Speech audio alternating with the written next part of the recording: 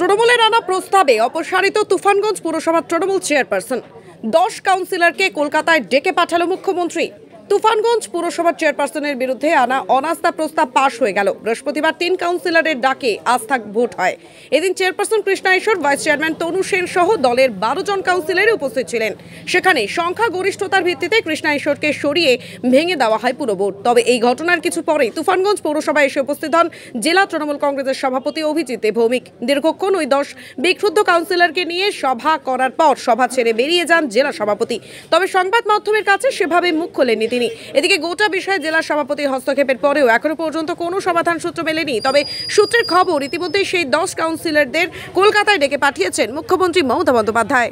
আমাদের নিয়ম অনুযায়ী সেটা হচ্ছে 3 জন কাউন্সিলর ডেকেছিল মিটিংয়ে, এবং সে তার মধ্যে একজন সভাপতি নির্বাচিত হলো এবং সেই সভাপতি পরিচালনা করলো। ইও সাহেবকে বলল যে আপনি মানে আইন অনুযায়ী যা করার দরকার আপনি সেটা করুন। তখন বললো অনাস্থার পক্ষে কারা, আস্থার মানে অনাস্থা, আবার কী যেন একটা বলে আস্থা, আস্থার পক্ষে কারা। তা আমার বিরুদ্ধে তো অনাস্থা, তা আমি তো আর কোনো মতামত দিতে পারি না। 10 জন কাউন্সিলর মতামত দিল তারা অনাস্থার পক্ষে। তনু সেন ভাইস চেয়ারম্যান ও দিল ইসেতে অনাস্থার বিপক্ষে। আচ্ছা, এইটুকুই হলো। আজকে এখানেই শেষ হয়ে গেল। 7 দিনের মধ্যে আবার আরেকটা মিটিং ডাকবে, এসডিও হোক বা আমাদের ইও সাহেব হোক, মিটিং ডেকে সেদিনই চেয়ারম্যান এবং ভাইস চেয়ারম্যান ঠিক হবে। ভোটটা আজকে ভেঙে গেল। ভোট ভেঙে গেল মানে বোঝা যাচ্ছে যে চেয়ারম্যানের পদও আপনারা ছেড়ে দিন, চেয়ারম্যান ভাইস চেয়ারম্যান। যদি 10 জন বলে নিশ্চয়ই সাইডে দিচ্ছে, আমি ছাড়বো, আমার কোনো অসুবিধা নেই।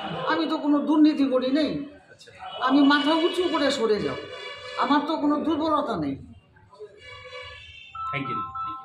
সভাপতি আজকে নির্বাচন হয়েছে আমাদের 3 নম্বর ওয়ার্ডের কাউন্সিলর সম্মানীয় বিনোদ বর্মন মহাশয়, তিনি সভা পরিচালনা করলেন। আজকে যে অনাস্থা প্রস্তাব, সেই অনাস্থা প্রস্তাবের সম্মতি দিয়েছেন 10 জন কাউন্সিলর, এবং আজকে তুফানগঞ্জ পৌরসভার ভোটটা ভেঙে গেল।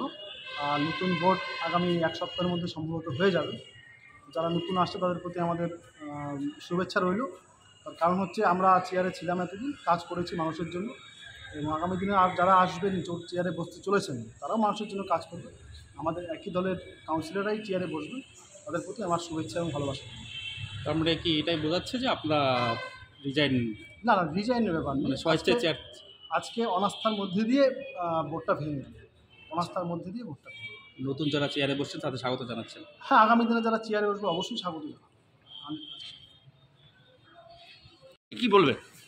যা বলা ওরা বলবে। দাদা কিছু তো বলুন, যা বলা ওরা বলবে। দাদা কি করছিলেন? ভোট কি ভেঙে গেল? ভোট কি ভেঙে গেল? যা বলা ওরা বলবে। দাদা ভোট কি ভেঙে গেল আজকে? যা বলা ওরা বলবে। কিসের জন্য এসেছিলেন দাদা? যা বলা ওরা বলবে। ভালো আছিস? দাদা কিছু তো বলুন। ভালো আছিস? হ্যাঁ ভালো তো আছি। দাদা প্লিজ কিছু তো বলেন, কিছু তো বলেন।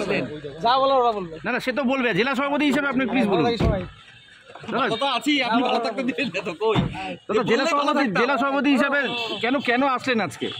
যা বলা ওরা বলবে। রুদ্ধদ্বার বৈঠক হলো, আপনি আজকে সভাপতি ছিলেন, কি বলবেন?